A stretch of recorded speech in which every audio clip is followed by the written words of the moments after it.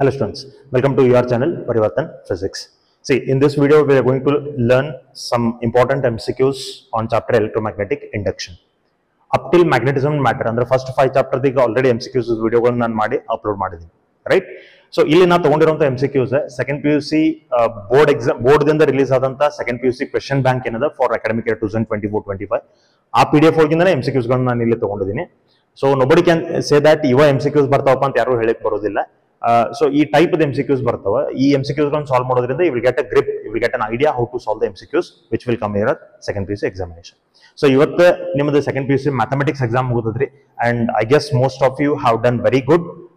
So ಇವತ್ತು ಏನ್ paper ಆಗಿದೆ ಅದನ್ನ ಬಿಟ್ಬಿಡ್ರಿ, okay, which has got over is over, ಮುಗಿತ. So now get prepared seriously for your next exam. ಅಂದ್ರೆ ಈಗ ಏನ್ ನಿಮಗೆ 3 days ಗ್ಯಾಪ್ ಅದ second PUC physics ಇತ್ತೆ. So as physics exam ಗೆ solid ಆಗಿ prepare agri, right? Okay, so we'll continue the video, then we'll start with the MCQs on electromagnetic induction. Okay, so first thing MCQs ಗಳನ್ನು solve ಮಾಡ್ಲಿಕ್ಕೆ SI units ಗಳನ್ನು ನೋಡ್ಕೊಡ್ರಿ, definitions ಗಳನ್ನು ನೋಡ್ಕೊಡ್ರಿ, dimensional formulas ಗಳನ್ನು ನೋಡ್ಕೊಡ್ರಿ, laws ಗಳನ್ನು ನೋಡ್ಕೊಡ್ರಿ, right? 1 mark questions ಗಳು ಏನಿರ್ತಾವ ನೋಡ್ಕೊಡ್ರಿ, right? So ಅದನ್ನ ನಿಮಗೆ help ಮಾಡ್ತದ್ರಿ. Okay, so we'll begin with the MCQs then. First one, the SI unit of magnetic flux. SI unit of magnetic flux is Weber, right? Option D is correct. Weber per meter square is the SI unit of magnetic field. You remember this, right? Tesla is the SI unit of magnetic field. Tesla per meter square is magnetic field by area. Okay, second question. Second question is on Lenz law. So, nodri, first Lenz law ಬಗ್ಗೆ ತಿಳ್ಕೊಡ್ರಿ. Lenz law gives the polarity. It tells us about the direction of induced current, direction of induced EMF. ಈ ಎರಡು quantity induced EMF ಮತ್ತು induced current directions ಗಳು ನಮಗೆ ಎದರಿಂದ ಗೊತ್ತಾಗ್ತಾವಪ್ಪ ಅಂದ್ರೆ Lenz law ದಿಂದ ಗೊತ್ತಾಗ್ತವೆ. Lenz law obeys law of conservation of energy, right? ಈಗ ನೀವು ಒಂದು ಮ್ಯಾಗ್ನೆಟ್ ಅನ್ನು ಟುವರ್ಡ್ಸ್ ದ ಕಾಯಿಲ್ ಪುಷ್ ಮಾಡಿದ್ರೆ ನೀವೇನ್ ಅದಕ್ಕೆ ಎನರ್ಜಿನ ಅಪ್ಲೈ ಮಾಡಿ push ಮಾಡತ್ತೀರಿ, this energy will get converted into electrical energy in the coil, right? ನೀವು ಅಪ್ಲೈ ಮಾಡಿದ ಮೆಕ್ಯಾನಿಕಲ್ ಎನರ್ಜಿ ಈ ಕಾಯಿಲ್ ಒಳಗೆ ಎಲೆಕ್ಟ್ರಿಕಲ್ ಎನರ್ಜಿ ಕನ್ವರ್ಟ್ ಆಗಿರ್ತದೆ. So it obeys conservation of energy, law of conservation of energy. Okay, let us read the question. Consider the following statements. Statement number 1, Lenz law gives the polarity of induced EMF in the circuit. Correct statement. Second statement, Lenz law is in accordance with the law of conservation of energy. Second statement to correct. Both the statements are correct. So which option will be correct? Option A will be correct. Third question, in electromagnetic induction, the induced EMF in the coil is independent of. Induced EMF ಯಾವ್ದ್ರಿಂದ independent ಅದ? So first ನೋಡ್ರಿ, induced EMF ದ formula ಏನು? What is the formula of induced EMF? E is equal to minus d pi by dt, right? This is the formula of induced EMF. Okay, ಇಲ್ಲೇ flux the formula ಏನ್ರಿ? pi ಅಂತಂದ್ರೆ ಅದರ formula ಏನು? It is NBA cos theta, right? So induced EMF is dependent on number of turns, magnetic field, area of the coil and orientation, angle. ಇಷ್ಟರ ಮೇಲೆ ನಮಗೆ induced EMF depend ಅದ. Okay, so options ಏನ್ ಕೊಟ್ಟಾರ ನೋಡ್ರಿ. Change in magnetic flux, obviously d phi by d t ಅಂದ್ರೆ change in magnetic flux ರೀ. EMF is dependent on change in magnetic flux. ಅವ್ರು ಏನ್ ಕೇಳಿದಾರೆ, on which it is coil is independent of, ಅಂದ್ರೆ ಯಾವ್ದ್ರ ಮೇಲೆ ಡಿಪೆಂಡ್ ಇಲ್ಲ ಅನ್ನೋದನ್ನ ಕೇಳತ್ತಾರ್ರಿ, right? So option A, change in magnetic flux ಅದ್ರ ಮೇಲೆ ಡಿಪೆಂಡ್ ಅದ. Time of change of magnetic flux, obviously D T, rate of change of magnetic flux ಅದ್ರ ಮೇಲೆ ಡಿಪೆಂಡ್ ಅದ. Resistance of the circuit, ನೋಡ್ರಿ, is there any term here called as resistance? No, ಅಂದ್ರೆ resistance ಮೇಲೆ ಅದು depend ಇಲ್ಲ. So it is independent of resistance. Option C will be correct. Option D ಏನದ? Number of turns in the coil, N. It is dependent on number of turns. Okay, well, let us go to the next question. An EMF is induced across the ends in a moving conductor coil in magnetic field. This is in accordance with, ಇದು ಯಾವ್ದ್ರ ಮೇಲೆ depend ಅದ ಅಂತ ಕೇಳ್ತಾರ್ರಿ. ನೋಡ್ರಿ, ಇಲ್ಲೇ an EMF is induced across the ends in moving conductor coil in a magnetic field, right? ಒಂದು coil magnetic field ಒಳಗೆ move ಆಗತ್ತದ್ರಿ, ಅದ್ರೊಳಗೆ EMF ಇಂಡ್ಯೂಸ್ ಆಗಿದೆ. ಸೊ ಮ್ಯಾಗ್ನೆಟಿಕ್ ಫೀಲ್ಡ್ ಒಳಗೆ ಒಂದು ಕಾಯಿಲ್ ಮೂವ್ ಆಗ್ಲಿಕ್ಕೆ ಶುರು ಆಯ್ತಪ್ಪ ಅಂದ್ರೆ ಅದ್ರದ್ದು ಮ್ಯಾಗ್ನೆಟಿಕ್ ಫ್ಲಕ್ಸ್ ಚೇಂಜ್ ಆಗ್ತದೆ. ಮ್ಯಾಗ್ನೆಟಿಕ್ ಫ್ಲಕ್ಸ್ ಚೇಂಜ್ ಆಯ್ತಪ್ಪ ಅಂದ್ರೆ ಅದ್ರೊಳಗೆ EMF ಇಂಡ್ಯೂಸ್ ಆಗ್ತದೆ, ರೈಟ್? ಇದು ನಮಗೆ ಯಾವ ಲಾದಿಂದ ಗೊತ್ತಾಗ್ತದೆ? This we get from Faraday's law, right? So Faraday's law ದಿಂದ ನಮಗೆ ಇದು ಇಂಡಕ್ಷನ್ ಆಫ್ ಎಲೆಕ್ಟ್ರೋಮ್ಯಾಗ್ನೆಟಿಕ್ EMF ನಮಗೆ ಏನು ಇಂಡ್ಯೂಸ್ ಆಗ್ತದಲ್ಲ ಅದ್ರ ಬಗ್ಗೆ ನಮಗೆ Faraday's law ದಿಂದ ಗೊತ್ತಾಗ್ತದೆ. So the right option is Faraday's law. Gauss law in electrostatics ಇದಕ್ಕೆ ಸಂಬಂಧ ಇಲ್ಲ. Gauss law in magnetism no, Ampere circuit no, right? Okay, next ನೋಡ್ರಿ, the dimensional formula of inductance. Inductance ದ dimensional formula. Okay, let us see how to find this dimensional formula of induction. Okay, induction ಅಂತಂದ್ರೆ self induction ಅಂತ ಇಟ್ಕೊಳ್ಳಿ. So self induction ಅಂತಂದ್ರೆ ನೋಡ್ರಿ ಈಗ ನಮಗೆ we know this very well, right? Pi is directly proportional to L ಅಥವಾ I, right? Pi is equal to L into I ಅಂತ ನಮಗೊಂದು equation ಅದ. Flux is equal to inductance, self inductance into current ಅಂತ. ನಮಗೆ dimensional formula ಯಾವ ತರದ್ ಬೇಕಾಗಿತ್ತು ಅಂದ್ರೆ ಸೆಲ್ಫ್ ಇಂಡಕ್ಟನ್ಸ್ ಅದು ಬೇಕಾಗಿತ್ತು. Okay, flux. ಸೊ ಫ್ಲಕ್ಸ್ ಅಂತಂದ್ರೆ ನೋಡ್ರಿ ಈಗ flux means its formula is phi is equal to N B A cos theta ಬಿಟ್ಬಿಟ್ರೆ ಅದಕ್ಕೇನು ಡೈಮೆನ್ಷನ್ಸ್ ಇರಂಗಿಲ್ಲ. ಸೊ ಎಲ್ ಇಂಟು ಐ ಇಷ್ಟು ನಮಗೆ ಬಂತು, ರೈಟ್? ನಂಬರ್ ಆಫ್ ಟರ್ನ್ಸ್ ಬಿಟ್ಬಿಟ್ರಿ ಅದಕ್ಕೂ ಏನು ಡೈಮೆನ್ಷನ್ಸ್ ಇರಂಗಿಲ್ಲ. So B into A is equal to L into I. ಈಗ ನಾ ಎಲ್ ಇಸ್ ಈಕ್ವಲ್ ಟು ಬರ್ಕೊಂಡ್ರೆ ಇದು ನಂಗೆ B into A divided by I ಅಂತ ಬಂತು. B is magnetic field, A is area, I is current. ಈಗ magnetic field ನಾ ಏನ್ ಮಾಡ್ತೀನಿ, I will take the expression of magnetic field from this force on a current carrying conductor B I L sine theta, B I L sine theta, right? So ಇಲ್ಲೇ ಇದು L ರೇ, this is L. ಇಲ್ಲ ನಾ B is equal to ಬರ್ಕೊಂಡ್ರೆ ನಂಗೆ B is equal to force divided by I into L ಅಂತ ಬರ್ತದ್ರಿ. So ಇದನ್ನ ಇಲ್ಲೇ ಸಬ್ಸ್ಟಿಟ್ಯೂಟ್ ಮಾಡ್ಕೋತೀನಿ. Okay, so B means it is F divided by I into L. ಇದು A divided by L, I ನಮಗೆ as it is ಇರಲಿ. So ನಮಗೆ ಬಂತ force into area divided by current square into length ಅಂತ. Force ದ dimensional formula ಏನ್ರಿ? It is m1 L1 T raised to minus 2. Area ದ dimensional formula ಏನ್ರಿ? It is L raised to 2. It is L raised to 2 divided by current ದ dimension ಏನ್ರಿ? Ampere. So ಇದು ampere square ಅಂತ ನಾ ಬರ್ಕೋತೀನಿ. ಇದು ಲೆಂತ್ ದ dimensional formula L raised to 1. Correct? So L raised to 1, L raised to 1 will get cancelled. Next ಇವೆರಡೂ cancel ಆಗಿದ್ಮೇಲೆ ಈಕ್ವಲ್ ಟು ಈಗ ನೋಡ್ರಿ ನಮಗೇನು ಉಳಿತ? It is m raised to 1, m raised to 1, L raised to 2, T raised to minus 2, T raised to minus 2, A raised to 2 ಮೇಲ್ಗಡೆ ಬಂತಪ್ಪ ಅಂದ್ರೆ ಇದು ಕೂಡ ನಮಗೆ A raised to minus 2 ಆಗ್ತದ್ರಿ. A raised to minus 2. So these are the dimensions of inductance. Inductance dimension is m1 L square T raised to minus 2, A raised to minus 2. Then which option is correct? Option B is correct, right? Okay, let us go to the next question then. See, sixth question. Inductance of a coil is independent of inductance of the coil. Inductance of the coil is independent of. ನೋಡ್ರಿ L is equal to solenoid inductance ನಾವು ಏನಾದರೂ ಬರೆದ್ರೆ mu naught n square a mu naught n a l ಅಂತ ನಾವು ತಗೋಬಹುದು.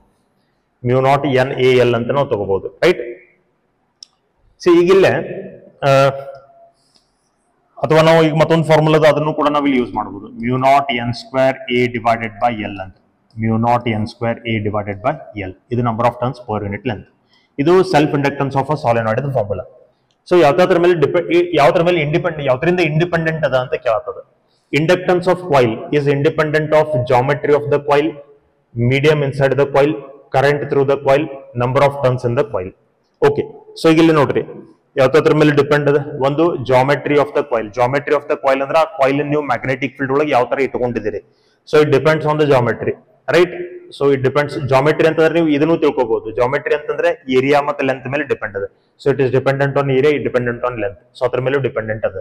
ಆಮೇಲೆ the medium inside the coil permittivity ಮೇಲೆ depend ಅದ. ಸೊ ಇದ್ರ ಮೇಲೂ ಡಿಪೆಂಡ್ ಅದ. It is dependent on this also. Current through the coil. Okay, ಇಲ್ಲೇ ನೋಡ್ರಿ there is no term called as current in this equation. So the current ಮೇಲೆ current ದಿಂದ independent ಅದ. It is not dependent on current. Current ಮೇಲೆ ಅದು depend ಇಲ್ಲ. Number of turns in the coil, yes, it is dependent on number of turns in the coil, right? So ಇಲ್ಲೇ ನಮಗದು ಯಾವ್ದ್ರಿಂದ independent ಅದಪ್ಪ ಅಂತಂದ್ರೆ it is independent of current through the coil. Coil ಒಳಗಿಂದ current ದಿಂದ independent ಅದ. It is independent of the current through the coil, right? Okay, ಯಾಕಂದ್ರೆ I ಅನ್ನೋ term ಇಲ್ಲ. Okay, next ನೋಡ್ರಿ, will go for the next question, seventh one.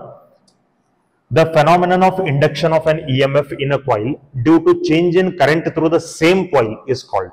ಅಂದ್ರೆ ಒಂದು coil ಅದ, ಆ ಕಾಯಿಲ್ ಒಳಗಿಂದ ಕರೆಂಟ್ ಚೇಂಜ್ ಆಗೋದ್ರಿಂದ ಅದ್ರೊಳಗೆ EMF ಇಂಡ್ಯೂಸ್ ಆದ್ರೆ, ಸಿ ಇದೊಂದು ಕಾಯಿಲ್ ಅದ ಅಂತ ಇಟ್ಕೋರಿ.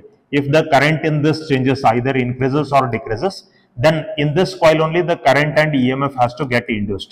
What is this phenomenon is called? It is called self induction. Same coil ಒಳಗೆ ಕರೆಂಟ್ ಅನ್ನು ಚೇಂಜ್ ಮಾಡಿ ಸೇಮ್ ಕಾಯಿಲ್ ಒಳಗೆ ಕರೆಂಟ್ ಮತ್ತು EMF ಇಂಡ್ಯೂಸ್ ಆದ್ರೆ ಅದು ಸೆಲ್ಫ್ ಇಂಡಕ್ಷನ್. ಒಂದು ಕಾಯಿಲ್ ಒಳಗೆ ಕರೆಂಟ್ ಅನ್ನು ಚೇಂಜ್ ಮಾಡಿ ಇನ್ನೊಂದು ಕಾಯಿಲ್ ಒಳಗೆ ನಮಗೆ ಏನಾದರೂ EMF ಮತ್ತು ಕರೆಂಟ್ ಇಂಡ್ಯೂಸ್ ಆದ್ರೆ ಬೈ ಚೇಂಜಿಂಗ್ ದ ಫ್ಲಕ್ಸ್, ಅದು mutual induction, right? Okay, so ಇದು self induction. So self induction is the right option. Option B. Eighth question. Which physical quantity plays the role of electrical inertia? Yes. Self-induction plays the role of electrical inertia. Yake? Why self-induction itself acts like a electrical inertia? ಈಗ ನೋಡ್ರಿ, for example ಇದ್ರೊಳಗೆ ನಾ ಏನಾದರೂ current increase ಮಾಡ್ಲಿಕ್ಕೆ ಶುರು ಮಾಡಿ ಅಂತಂದ್ರೆ ಈ ಕಾಯಿಲ್ ಫ್ಲಕ್ಸ್ ನಮಗೆ ಚೇಂಜ್ ಆಗ್ತದೆ. ಫ್ಲಕ್ಸ್ ಚೇಂಜ್ ಆಯ್ತಪ್ಪ ಅಂದ್ರೆ ಇದ್ರೊಳಗೆ ಇಂಡ್ಯೂಸ್ಡ್ ಕರೆಂಟ್ ಮತ್ತು ಇಂಡ್ಯೂಸ್ಡ್ EMF ಎರಡೂ ಪ್ರೊಡ್ಯೂಸ್ ಆಗ್ತವೆ. Both will produce. What these things will do? Induced EMF ಮತ್ತು ಇಂಡ್ಯೂಸ್ಡ್ ಕರೆಂಟ್ ಕೆಲಸ ಏನ? They have to oppose the cause. What is the cause? Induced EMF ಮತ್ತು ಇಂಡ್ಯೂಸ್ಡ್ ಕರೆಂಟ್ ಯಾಕೆ produce ಆದವು? ಯಾಕಂದ್ರೆ ಫ್ಲಕ್ಸ್ ಚೇಂಜ್ ಆಯ್ತು. ಫ್ಲಕ್ಸ್ ಯಾಕೆ ಚೇಂಜ್ ಆಯ್ತು? ಯಾಕಂದ್ರೆ ಕರೆಂಟ್ ಚೇಂಜ್ ಆಯ್ತು. So what they have to do? ಈ ಇಂಡ್ಯೂಸ್ಡ್ ಕರೆಂಟ್ ಮತ್ತು ಇಂಡ್ಯೂಸ್ಡ್ EMF ಏನ್ ಮಾಡ್ತಾವಪ್ಪ ಅಂತಂದ್ರೆ they will start opposing the change in current. Current ನ ಅಪೋಸ್ ಮಾಡಂಗಿಲ್ಲ ಅವು.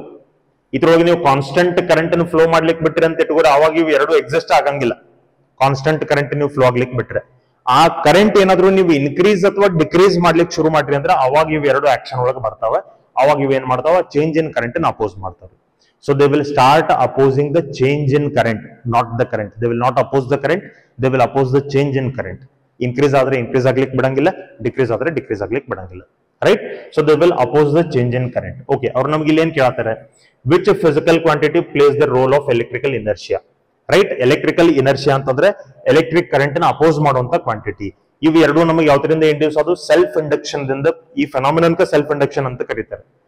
ಸೆಲ್ಫ್ ಇಂಡಕ್ಷನ್ ದಿಂದ ಇಂಡ್ಯೂಸ್ ಆದಂತ ಕರೆಂಟ್ ಮತ್ತು EMF ಏನ್ ಮಾಡ್ತಾವಪ್ಪ ಅಂದ್ರೆ ಚೇಂಜ್ ಇನ್ ಕರೆಂಟ್ ನ ಅಪೋಸ್ ಮಾಡ್ತಾವ. That's why it is called electrical inertia. So self induction acts like electrical inertia. Right? Okay, so the option D will be correct. ನೆನ್ಪಿಟ್ಕೊಡ್ರಿ, self induction acts like electrical inertia. Okay, next we'll go for 8th question. Which, okay, 8th ಮುಗಿತು. 9th question. If the current flowing through a coil is doubled, the magnetic energy stored in it.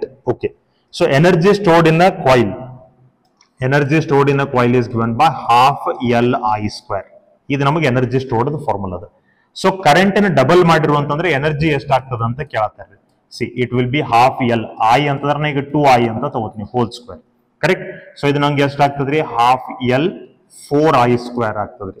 Right? So ಇಲ್ಲೇ 4 ನ ಹೊರಗಡೆ ತಗೊಂಡು ಬರ್ದ್ರೆ half Li square ಅಂತ ಬಂತು. Correct? Half Li square ಅಂದ್ರೆ original energy 4 times of U. So ನಮಗೆ energy ಏನಾಗ್ತದ್ರಿ? Current double ಮಾಡಿದ್ರೆ ಎನರ್ಜಿ 4 ಟೈಮ್ಸ್ ಇನ್ಕ್ರೀಸ್ ಆಗ್ತದ್ರಿ. Becomes 4 times. ಇದು option C. 9th question option C. 10th question. Match the following. Self induced EMF. Self induced EMF ಅಂದ್ರೆ ಇದಕ್ಕೆ ನಾವು back EMF ಅಂತ ಹೇಳಿ ಕೂಡ ಕರಿತೀವಿ. Right? EMF induced in a rod moving in a magnetic field. Rod ಒಳಗೆ straight conductor ಒಳಗೆ ಏನು EMF ಇಂಡ್ಯೂಸ್ ಆಗ್ತದೆ ಬೈ ದ ಮೋಷನ್, ಅದಕ್ಕೆ ಮೋಷನಲ್ EMF ಅಂತ ಕರಿತೀವಿ. ರೈಟ್? Motional EMF. AC generator. AC generator ಎದ್ರ ಮೇಲೆ ವರ್ಕ್ ಆಗ್ತದ್ರಿ? Electromagnetic induction by changing the orientation of the loop. AC generator ಒಳಗೆ ಒಂದು ರೆಕ್ಟಾಂಗ್ಯುಲರ್ ಲೂಪ್ ಇರ್ತದ್ರಿ. ರೈಟ್? ಆ ಲೂಪ್ ನಮಗೆ ಏನಾಗ್ತಿರ್ತದೆ? ಈ ತರ ರೋಟೇಟ್ ಆಗ್ತಿರ್ತದ್ರಿ. ಸೊ ರೋಟೇಟ್ ಆಗೋದ್ರಿಂದ ನಂಬರ್ ಆಫ್ ಟರ್ನ್ಸ್ ಚೇಂಜ್ ಆಗಂಗಿಲ್ಲ, ಏರಿಯಾ ಚೇಂಜ್ ಆಗಂಗಿಲ್ಲ. ರೈಟ್? ಸೊ ಇಲ್ಲಿ ಚೇಂಜ್ ಆಗೋದೇನ? ಓರಿಯಂಟೇಶನ್ ಚೇಂಜ್ ಆಗ್ತದ್ರಿ. ಸೊ ಓರಿಯಂಟೇಶನ್ ಚೇಂಜ್ ಆಗ್ತದೆ. ಸೊ ಇದು ಈ ಆಪ್ಷನ್ ಮ್ಯಾಚ್ ಆಗ್ತದೆ. ಟ್ರಾನ್ಸ್ಫಾರ್ಮರ್ ಯಾವ ಪ್ರಿನ್ಸಿಪಲ್ ಮೇಲೆ ವರ್ಕ್ ಆಗ್ತದೆ? ಮ್ಯೂಚುವಲ್ ಇಂಡಕ್ಷನ್ ಪ್ರಿನ್ಸಿಪಲ್ ಮೇಲೆ ವರ್ಕ್ ಆಗ್ತದೆ. ರೈಟ್? ಸೊ ಫಸ್ಟ್ ಎ ಇದ್ದದ S, AS BP CQ DR. AS BP CQ DR ಅಂದ್ರೆ ಆಪ್ಷನ್ A will be correct. Okay, well, we'll go to the next question then. So the next question is, in an AC generator, when the plane of the armature is parallel to the magnetic field. AC generator ಒಳಗೆ ನೋಡ್ರಿ, ಈಗ ನಮಗಿದು north pole ಅದ, ಇದು ನಮಗೆ south pole ಅದ. So AC generator ಏನ್ loop ಅದ, ಈ ಲೂಪ್ ನಮಗೆ ರೋಟೇಟ್ ಆಗ್ತಿರ್ತದೆ. This will be rotating. ಇದು ನಮಗೆ ಈ ತರ ರೋಟೇಟ್ ಆಗ್ತಿರ್ತದೆ. ಮ್ಯಾಗ್ನೆಟಿಕ್ ಫೀಲ್ಡ್ ನಮಗೆ ಈ ಡೈರೆಕ್ಷನ್ ಒಳಗೆ ಅದ ರೀ. This is the direction of magnetic field. ಆ ರೆಕ್ಟಾಂಗ್ಯುಲರ್ ಲೂಪ್ ನಮಗೆ ಹಿಂಗದ. ರೆಕ್ಟಾಂಗ್ಯುಲರ್ ಲೂಪ್ ಏರಿಯಾ ವೆಕ್ಟರ್ ಹಿಂಗಿರ್ತದೆ. ಸೊ ಆ ಲೂಪ್ ರೋಟೇಟ್ ಆದಂಗೆ ಈ ಏರಿಯಾ ವೆಕ್ಟರ್ ಕೂಡ ಅದ್ರ ಜೊತೆಗೆ ರೋಟೇಟ್ ಆಗ್ತಿರ್ತದೆ. It will be rotating. So ಇಲ್ಲಿ ಏರಿಯಾ ವೆಕ್ಟರ್ ನಮಗೆ ಈ ಡೈರೆಕ್ಷನ್ ದಾಗ ಬರ್ತದೆ. This is the direction of area vector. So ಈಗ ನಮಗೆ ಪ್ಲೇನ್ ಆಫ್ ದ ಲೂಪ್ ನಮಗೆ ಮ್ಯಾಗ್ನೆಟಿಕ್ ಫೀಲ್ಡ್ ಪ್ಯಾರಲಲ್ ಅದ. ಆಮೇಲೆ ನಾರ್ಮಲ್ ಟು ದ ಲೂಪ್ ಅಥವಾ ಏರಿಯಾ ವೆಕ್ಟರ್ ಅಂತ ನಾವು ಏನ್ ಕರಿತೀವಿ, that is perpendicular to the magnetic field. Correct? So ಈಗ ನಾವು ಫ್ಲಕ್ಸ್ ಅಂತ ಏನ್ ಬರಿತೀವಿ, ಫ್ಲಕ್ಸ್ ಅಂತಂದ್ರೆ NBA cos θ. Flux means NBA cos θ. ಇಲ್ಲಿ ಏನ್ ಥೀಟಾ ತಗೋತೀವಿ, this is the angle between normal and magnetic field. ಅಂದ್ರೆ ಇದೇ ಏರಿಯಾ ವೆಕ್ಟರ್ ಅದಲ್ಲ, ಏರಿಯಾ ವೆಕ್ಟರ್ ಮತ್ತು ಮ್ಯಾಗ್ನೆಟಿಕ್ ಫೀಲ್ಡ್ ನಡುವಿನ ಆಂಗಲ್ ಇಲ್ಲಿ ತಗೋಬೇಕು. ಸೊ ಅದನ್ನ 90 ಅಂತ ನಾವು ತಗೊಂಡ್ರೆ ಫ್ಲಕ್ಸ್ ಏನಾಯ್ತು, ಫ್ಲಕ್ಸ್ 0 ಆಯ್ತು. ಇನ್ನು ಇ ಎಂ ಎಫ್ ನೋಡ್ರಿ, E is equal to E naught sine omega T ಅಥವಾ ಇ ನಾಟ್ ಸೈನ್ ಥೀಟಾ ಅಂತ ನಾ ತಗೋತೀನಿ. ಇಲ್ಲಿ ಥೀಟಾ ಅಂತಂದ್ರೆ ನೀವ್ ಏನ್ ತಗೋಬೇಕು, you should take it again the angle between normal and magnetic field only, right. So ಅದು 90 ಡಿಗ್ರಿ ಅಂತ ತಗೊಂಡ್ರೆ ಇ ಎಂ ಎಫ್ ನನ್ಗೆ ಎಷ್ಟು ಆಗ್ತದ್ರಿ, E M F is E naught. ಅಂದ್ರೆ ಇ ಎಂ ಎಫ್ ಮ್ಯಾಕ್ಸಿಮಮ್ ಆಯ್ತು, ಫ್ಲಕ್ಸ್ ನಮಗೆ ಮಿನಿಮಮ್ ಆಯ್ತು, ಅಥವಾ ಫ್ಲಕ್ಸ್ 0 ಆಯ್ತು ಅಂತ ಹೇಳ್ಬೋದು. So which option is correct? Flux is 0, flux is 0, E M F is maximum. So the magnetic flux is 0, E M F is maximum. ಅಂದ್ರೆ option C will be correct. Next 12th question ನೋಡ್ರಿ. The figure shows a long straight current carrying wire placed along the axis of a circular conducting ring. When viewed from above, okay, ಮೇಲ್ಗಡೆಯಿಂದ ನೋಡಿಕೊಂಡಾಗ an induced current in the ring is clockwise if the current through the wire is increasing. An induced current in the ring is anti-clockwise if the current is increasing. An induced current in the ring is clockwise if the current through the wire is decreasing. Okay, there is no induced current. Okay, ಈಗ ನೋಡ್ರಿ, ಇದು ನಾವು ಸ್ವಲ್ಪ analyse ಮಾಡೋಣ. ಇಲ್ಲಿ ನಮ್ಗೆ ಏನಂದರೆ, what he has told that there is a straight wire, ಒಂದು ಸ್ಟ್ರೇಟ್ ವೈರ್ ಅದ. ನಮಗೆ ಈ ಸ್ಟ್ರೇಟ್ ವೈರ್ ಒಳಗೆ ಈ ಡೈರೆಕ್ಷನ್ ಒಳಗೆ ಕರೆಂಟ್ ಫ್ಲೋ ಆಗತ್ತದ್ರಿ. ಆಮೇಲೆ ಇಲ್ಲೊಂದು ರಿಂಗ್ ಅದ, there is a ring. Okay, ಈ ತರ ಒಂದು ರಿಂಗ್ ಅದ. ಈ ರಿಂಗ್ ಒಳಗೆ ಯಾವ ಡೈರೆಕ್ಷನ್ ಒಳಗೆ ಕರೆಂಟ್ ಇಂಡ್ಯೂಸ್ ಆಗಿತ್ತು ಅಂತ ಕೇಳತ್ತೆ. ಫಸ್ಟ್ ಥಿಂಗ್ ನೋಡ್ರಿ, ನಾವು ರೈಟ್ ಹ್ಯಾಂಡ್ ಥಂಬ್ ರೂಲ್ ಪ್ರಕಾರ ನೋಡ್ಕೊಂಡ್ರೆ, if this is the direction of the current, ಆ ವೈರ್ ನಾವು right hand thumb rule apply ಮಾಡ್ಕೊಂಡ್ರೆ magnetic field will be like this. ಅಂದ್ರೆ ಸರ್ಕ್ಯುಲರ್ ಪ್ಯಾಟರ್ನ್ ಒಳಗೆ ನಮಗೆ ಮ್ಯಾಗ್ನೆಟಿಕ್ ಫೀಲ್ಡ್ ಪ್ರೊಡ್ಯೂಸ್ ಆಗಿರ್ತದೆ ಈ ಪ್ಲೇನ್ ಒಳಗೆ. ಸೊ ಮ್ಯಾಗ್ನೆಟಿಕ್ ಫೀಲ್ಡ್ ನಮ್ಗೆ ಇಲ್ಲಿ ಏನ್ ಪ್ರೊಡ್ಯೂಸ್ ಆಗಿರ್ತದಲ್ರಿ, magnetic field is also in this direction only. ಅಂದ್ರೆ ಇಲ್ಲಿ ಏನ್ ಸರ್ಕ್ಯುಲರ್ ರಿಂಗ್ ಅದ, ಆ ರಿಂಗ್ ಪ್ಲೇನ್ ಏನೈತಿ ಅದೇ ಪ್ಲೇನ್ ಒಳಗೆ ನಮಗೆ ಮ್ಯಾಗ್ನೆಟಿಕ್ ಫೀಲ್ಡ್ ಪ್ರೊಡ್ಯೂಸ್ ಆಗಿರ್ತದೆ. Magnetic field is produced parallel to the plane of the ring. ಆ ರಿಂಗ್ ಒಳಗೆ ಇ ಎಂ ಎಫ್ ಯಾವಾಗ ಇಂಡ್ಯೂಸ್ ಆಗ್ಬಹುದು, if the line magnetic field line is perpendicular to the ring. ಆ ring plane ಏನಾದ್ರು magnetic field lines perpendicular ಇದ್ದು ಅಂದ್ರೆ ಅವಾಗ ಏನಾಗ್ತದೆ, ಇದ್ರದ್ದು ಫ್ಲಕ್ಸ್ ಚೇಂಜ್ ಆಗಿ ಇದ್ರೊಳಗೆ ಇ ಎಂ ಎಫ್ ಮತ್ತು ಕರೆಂಟ್ ಎರಡೂ ಪ್ರೊಡ್ಯೂಸ್ ಆಗ್ತಾವ. ಬಟ್ ಇಲ್ಲಿ ಮ್ಯಾಗ್ನೆಟಿಕ್ ಫೀಲ್ಡ್ ಅದಕ್ಕೆ ಪರ್ಪೆಂಡಿಕ್ಯುಲರ್ ಇಲ್ಲ, plane of the ring perpendicular ಇಲ್ಲ, plane of the ring parallel magnetic field ಅದ ರೀ. ಸೊ ಹಿಂಗಾಗಿ ಇದ್ರೊಳಗೆ ಇ ಎಂ ಎಫ್ ಮತ್ತು ಕರೆಂಟ್ ಎರಡೂ ಪ್ರೊಡ್ಯೂಸ್ ಆಗಂಗಿಲ್ಲ. There is no induced current in the ring when even through the wire is changing. Okay, current through the wire is changing. Current change ಆದ್ರೂ ಕೂಡ ಇಲ್ಲಿ ಇ ಎಂ ಎಫ್ ಇಂಡ್ಯೂಸ್ ಆಗೋದಿಲ್ಲ. Okay, next ನೋಡಿ. Next one is, in the following figure shows a conducting rod moving towards left on a rectangular conduction loop.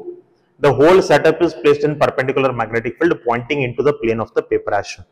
The direction induced in the current left part. Okay, ಇಲ್ಲಿ direction of current ಇದ್ರೊಳಗೆ ಯಾವ ಕಡೆ ಅದ ಮತ್ತು ಇದ್ರೊಳಗೆ ಯಾವ ಕಡೆ ಅದ, ಎರಡು ಪಾರ್ಟ್ ಒಳಗೆ ಯಾವ ಕಡೆ ಅದ ಅಂತ ಕೇಳ್ತಾರೆ. See, this rod is moving in this direction. ಅಂದಮೇಲೆ ಈ ಕಡೆ ಪಾರ್ಟ್ ಒಳಗೆ ಏನ್ ನಮಗೆ ಇನ್ವರ್ಸ್ ಮ್ಯಾಗ್ನೆಟಿಕ್ ಫ್ಲಕ್ಸ್ ಅದ, this flux will be decreasing. ಇದು ಈ ಕಡೆ ಮೂವ್ ಆಗೋದ್ರಿಂದ ಈ ಕಡೆ ಏರಿಯಾ ನಮಗೆ ಜಾಸ್ತಿ ಆಗಿ ಇಲ್ಲೇನ್ ಇನ್ವರ್ಸ್ ಮ್ಯಾಗ್ನೆಟಿಕ್ ಫ್ಲಕ್ಸ್ ಅದ, ಈ ಮ್ಯಾಗ್ನೆಟಿಕ್ ಫ್ಲಕ್ಸ್ ನಮಗೆ ಇನ್ಕ್ರೀಸ್ ಆಗ್ತದೆ. ಕರೆಕ್ಟ್. ಸೊ ಇಲ್ಲಿ ಇನ್ವರ್ಸ್ ಮ್ಯಾಗ್ನೆಟಿಕ್ ಫ್ಲಕ್ಸ್ ಏನ್ ಡಿಕ್ರೀಸ್ ಆಗತ್ತದ ನೋಡ್ರಿ, ಈ ಡಿಕ್ರೀಸ್ ಆಗುವಂತ ಇನ್ವರ್ಸ್ ಮ್ಯಾಗ್ನೆಟಿಕ್ ಫ್ಲಕ್ಸ್ ಅನ್ನು ಸಪೋರ್ಟ್ ಮಾಡ್ಲಿಕ್ಕೆ ಒಂದು ಇನ್ವರ್ಸ್ ಮ್ಯಾಗ್ನೆಟಿಕ್ ಫೀಲ್ಡ್ ಇಲ್ಲಿ ಇಂಡ್ಯೂಸ್ ಆಗಬೇಕು. ಇನ್ವರ್ಸ್ ಮ್ಯಾಗ್ನೆಟಿಕ್ ಫೀಲ್ಡ್ ಇಂಡ್ಯೂಸ್ ಆಗಬೇಕು. ಇನ್ವರ್ಸ್ ಮ್ಯಾಗ್ನೆಟಿಕ್ ಫೀಲ್ಡ್ ಇಂಡ್ಯೂಸ್ ಆಯ್ತಪ್ಪ ಅಂತಂದ್ರೆ ಆ inverse magnetic field right hand thumb rule apply ಮಾಡ್ರಿ. So magnetic field is inverse, then current has to be in clockwise direction. So ಇಲ್ಲಿ current clockwise ಇರಬೇಕು, right. ಇಲ್ಲಿ induced magnetic field ಯಾವ ಕಡೆ ಇರಬೇಕು ನೋಡ್ರಿ, ಇನ್ವರ್ಸ್ ಮ್ಯಾಗ್ನೆಟಿಕ್ ಫೀಲ್ಡ್ ನಮಗೆ ಇಲ್ಲಿ ಇನ್ಕ್ರೀಸ್ ಆಗತ್ತದ್ರಿ, ಅದನ್ನ ಅಪೋಸ್ ಮಾಡ್ಬೇಕು. ಅದನ್ನ ಅಪೋಸ್ ಮಾಡ್ಬೇಕಾದ್ರೆ ಔಟ್ವರ್ಡ್ಸ್ ಮ್ಯಾಗ್ನೆಟಿಕ್ ಫೀಲ್ಡ್ ಇಂಡ್ಯೂಸ್ ಆಗಬೇಕು. ಇಂಡ್ಯೂಸ್ಡ್ ಮ್ಯಾಗ್ನೆಟಿಕ್ ಫೀಲ್ಡ್ ಔಟ್ವರ್ಡ್ಸ್ ಇರಬೇಕು. ಇಂಡ್ಯೂಸ್ಡ್ ಮ್ಯಾಗ್ನೆಟಿಕ್ ಫೀಲ್ಡ್ ಔಟ್ವರ್ಡ್ಸ್ ಇತ್ತಪ್ಪ ಅಂತಂದ್ರೆ ಕರೆಂಟ್ ನಮಗೆ ರೈಟ್ ಹ್ಯಾಂಡ್ ಥಂಬ್ ರೂಲ್ ಪ್ರಕಾರ ಯಾವ ಕಡೆ ಇರಬೇಕು, it has to be anti clockwise. Correct. So the direction of induced current in the left part is clockwise. Left part ಒಳಗೆ ನಮಗೆ clockwise ಇರಬೇಕು, right part ಒಳಗೆ ನಮಗೆ anti clockwise ಇರಬೇಕು. ಅಂದ್ರೆ option B is correct. 14th question. If the angular speed of the rotating armature of an generator is increased, ಅದೇನ್ ನಮಗೆ A C generator ಒಳಗೆ ರೋಟೇಟ್ ಆಗ್ತಿರ್ತದಲ್ಲ, ಅದರದ ರೋಟೇಷನ್ ಇನ್ಕ್ರೀಸ್ ಮಾಡಿದ್ರೆ, ಸ್ಪೀಡ್ ಇನ್ಕ್ರೀಸ್ ಮಾಡಿದ್ರೆ ಏನಾಗಬೇಕು ನೋಡ್ರಿ. ಅವ್ರು ಏನ್ ಕೇಳತ್ತಾರೆ ನಮಗೆ, ಒಂದು ಇ ಎಂ ಎಫ್ ಮತ್ತು ಫ್ರೀಕ್ವೆನ್ಸಿ ಬಗ್ಗೆ ಕೇಳತ್ತಾರೆ. ನೋಡ್ರಿ, E M F induced in AC generator is given by E is equal to E naught sine omega T. This is E M F induced in AC generator. ಇಲ್ಲಿ E naught ಅಂತಂದ್ರೆ ಏನ, E naught ಅಂತಂದ್ರೆ it is N B A omega, right, sine omega T. ಎಷ್ಟು ನಮಗೆ formula ಅದು. So ನಮಗೆ angular speed ಹೆಚ್ಚು ಮಾಡತ್ತಾರ್ರಿ. ಆಂಗುಲರ್ ಸ್ಪೀಡ್ ಅಂದ್ರೆ ಒಮೆಗಾ ಹೆಚ್ಚು ಮಾಡತ್ತಾರೆ. So E M F is directly proportional to omega. So omega ಹೆಚ್ಚಾದ್ರೆ ನಮಗೆ ಇ ಎಂ ಎಫ್ ಹೆಚ್ಚಾಗಬೇಕು. ಆಮೇಲೆ ಇ ನಾಟ್ ಜಾಗದಾಗ ನಾವು ಇದನ್ನ ಬರ್ದೀವಿ, ಅಂದ್ರೆ E not is equal to E naught is equal to NBA omega. ಅಂದ್ರೆ E naught ಕೂಡ ನಮಗೆ ಒಮೆಗಾ ಮೇಲೆ ಡಿಪೆಂಡ್ ಅದ. ಸೊ ಒಮೆಗಾ ಹೆಚ್ಚಾದ್ರೆ ಪೀಕ್ ವ್ಯಾಲ್ಯೂ ಆಫ್ EMF ಹೆಚ್ಚಾಗ್ತದೆ, EMF ಹೆಚ್ಚಾಗ್ತದೆ. Okay, so see what all they have given. The frequency of AC increases while the peak EMF remains the same. No, peak EMF increase ಆಗ್ತದ್ರಿ. The peak EMF increases while the frequency of AC remains the same. Both frequency of AC and maximum EMF increases. Yes, ಎರಡು increase ಆಗ್ತಾವ್ರಿ ನಮಗೆ. Both frequency and maximum EMF. Frequency ಕೂಡ ಯಾಕೆ increase ಆಗ್ತದೆ ಅಂದ್ರೆ omega is equal to 2 pi f formula ಅದ. So omega ಹೆಚ್ಚಾದ್ರೆ frequency ಹೆಚ್ಚಾಯ್ತು ಅಂತ ನಂಗ್ರಿ. ಕರೆಕ್ಟ್. ಸೊ ಫ್ರೀಕ್ವೆನ್ಸಿನೂ ಹೆಚ್ಚಾಗ್ತದ್ರಿ, ಪ್ಲಸ್ EMF ಪೀಕ್ ವ್ಯಾಲ್ಯೂ ಕೂಡ ಹೆಚ್ಚಾಗ್ತದ್ರಿ. ಅಂದ್ರೆ option C is correct. Okay, last question. Consider the following two statements. First statement, when two coils are wound on each other, the mutual induction between the coils is maximum. Mutual induction does not depend on the orientation of the coils. Okay, ಇಲ್ಲಿ ನೋಡ್ರಿ, ಈಗ ನಮಗೆ ಎರಡು coils ಅದಾವ. This is the first coil, ಮತ್ತೊಂದು coil ಅದ್ರ ಮೇಲೆ wound ಮಾಡ್ಕೊಂಡಿದ್ದಾರೆ ಅಂತ ಹೇಳ್ತಾರೆ. It has been wound like this. So ಈ ತರ ಏನಾದ್ರು ಉಂಡಿಂಗ್ ಮಾಡಿದ್ರೆ ಇಲ್ಲಿ ನಮಗೆ ಫ್ಲಕ್ಸ್ ಲಿಂಕೇಜ್ ಏನಿರ್ತದಲ್ಲ, ಆ ಫ್ಲಕ್ಸ್ ಲಿಂಕೇಜ್ ನಮಗೆ ಮ್ಯಾಕ್ಸಿಮಮ್ ಇರ್ತದೆ. ಫ್ಲಕ್ಸ್ ಲೀಕೇಜ್ ಕಮ್ಮಿ ಆಗ್ತದೆ, ಫ್ಲಕ್ಸ್ ಲಿಂಕೇಜ್ ಜಾಸ್ತಿ ಆಗ್ತದೆ. So maximum flux will get linked. ಇದು ಫಸ್ಟ್. ಫ್ಲಕ್ಸ್ ಲಿಂಕೇಜ್ ಜಾಸ್ತಿ ಆಯ್ತಪ್ಪ ಅಂತಂದ್ರೆ ಮ್ಯೂಚುವಲ್ ಇಂಡಕ್ಷನ್ ನಮ್ಗೆ ಹೆಚ್ಚಾಗ್ತದ್ರಿ. Mutual induction increases. ಇದೇ ಸಪೋಸ್ ಕಾಯಿಲ್ಸ್ ಗಳನ್ನ ನೀವು ಈ ತರ ಇಟ್ಕೊಂಡ್ರಿ, if you keep the coils like this, ಅಂದ್ರೆ ಪರ್ಪೆಂಡಿಕ್ಯುಲರ್ ಆಗಿ ನೀವು ಏನಾದ್ರು ಇಟ್ಕೊಂಡ್ರೆ ಇಲ್ಲಿ ಫ್ಲಕ್ಸ್ ಲಿಂಕೇಜ್ ಝೀರೋ ಆಗಿ ಮ್ಯೂಚುವಲ್ ಇಂಡಕ್ಷನ್ ನಮಗೆ ಝೀರೋ ಆಗ್ತದೆ. So it depends upon the orientation of the coils. Coils orientation ಮೇಲೆ ಡಿಪೆಂಡ್ ಆಗ್ತದೆ. First statement, when two coils are wound on each other, the mutual induction between the coils is maximum. Yes, first statement correct ada. Mutual induction ಜಾಸ್ತಿ ಆಗ್ತದೆ. Mutual induction does not depend on the orientation. It depends on the orientation. ಅದು orientation ಮೇಲೆ depend ಆಗ್ತದೆ. So second statement false ada. First statement true ada. So ಯಾವ option correct ಆಗಬೇಕು? First statement is true, second statement is false. ಅಂದ್ರೆ option C ನಮಗೆ correct ಆಗ್ತದೆ. Right? So that is all about the MCQs on electromagnetic induction. So further chapters we will again see in the next videos. Thank you so much. Please keep watching and supporting the channel. Thank you so much for watching the video. Thank you.